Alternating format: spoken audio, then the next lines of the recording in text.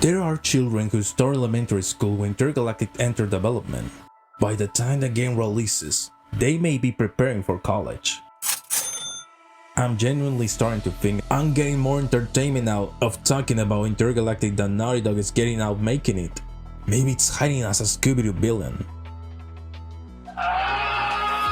Because since the Game Awards 2024, nothing. No gameplay, no deep dive, no release window, not even a reassuring "Don't worry guys, the game still exists." Just silence. The kind of silence usually associated with abandoned buildings, horror movies, and my dating life. Now, to be fair, Rockstar does this too. The difference is that Rockstars can disappear for a year, and people will still break the internet when GTA 6 sneezes. Naughty Dog is prestigious, Rockstar is a religion, and that's an important distinction. Especially when Intergalactic wasn't exactly met with universal excitement when it was first revealed. Whether their reaction was justified or not, well, that's a different discussion. The point is simple. When a game receives a mixed first impression, silence becomes more dangerous, not less. Remember when Naughty Dog released games every few years? Between 2007 and 2020, they delivered Uncharted, Uncharted 2, Uncharted 3, The Last of Us, Uncharted 4, Lost Legacy, The Last of Us Part 2. Entire franchises were born, picked, and concluded. Today, this year marks 7 years since Naughty Dog released a new game.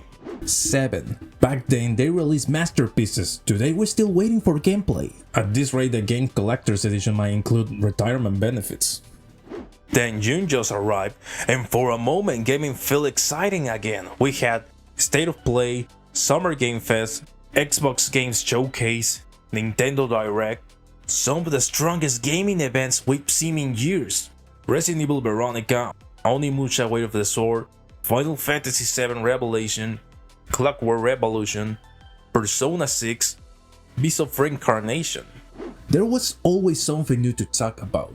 And yet, somehow, one of PlayStation's biggest upcoming exclusive games wasn't part of the conversation at all.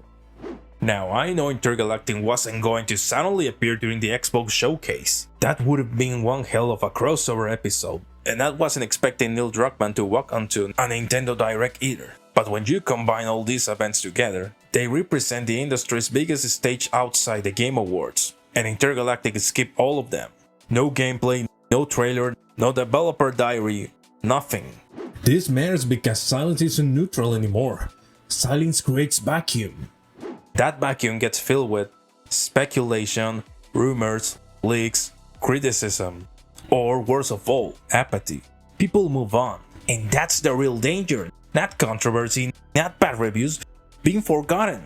Last month we learned that PlayStation leadership is incredibly worried about how long AAA games are taking to develop. But can you blame them? Druckmann himself has described Intergalactic as Naughty Dog's most ambitious project, which usually sounds exciting, until you remember that most ambitious project is often corporate language for "please don't ask how much this costs." If Intergalactic's budget is larger than The Last of Us Part 2, and development lasts most of a decade, how successful does it actually need to be just to justify existing? Then Expedition 33 and Silksong happened, and suddenly a much smaller team delivered one of the year's biggest success stories. Not because it spent the most money, not because it took the longest, not because it hired the most developers, because people simply loved the game, which raises a very uncomfortable question. Are AAA games becoming too expensive for their own good? Because if a smaller studio can generate this much excitement with a fraction of the budget, what exactly are these giant companies spending all this time and money on? And that's why this isn't really about Intergalactic. It's about the entire industry. Think about it. Kingdom Hearts 4, Judas, Beyond Good and Evil 2, Everwild, games announced years ago that still feel distant. Some are progressing, some are struggling, some may never arrive at all. Development cycles are becoming so long that the entire console generations are passing before franchises can still release a sequel. That's insane, and somehow we normalize it. The funniest part? Naughty Dog says they're working on another game too. Maybe it'll be amazing, maybe it'll be revolutionary, maybe Berserk will end before it even comes out. Who knows? Right now all we have are promises, and promises don't appear on store shelves. Meanwhile, there are already too many games competing for my attention.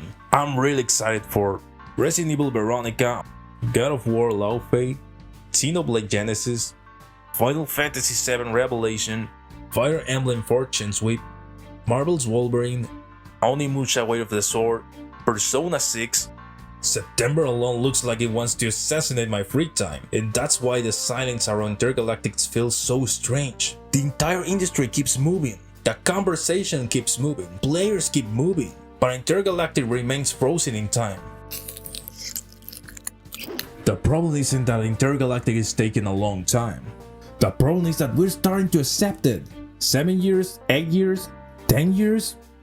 At some point we stopped asking whether this was normal. Maybe Intergalactic will be incredible. I genuinely hope it is. I don't want Naughty Dog to fail. I don't want the studio to close.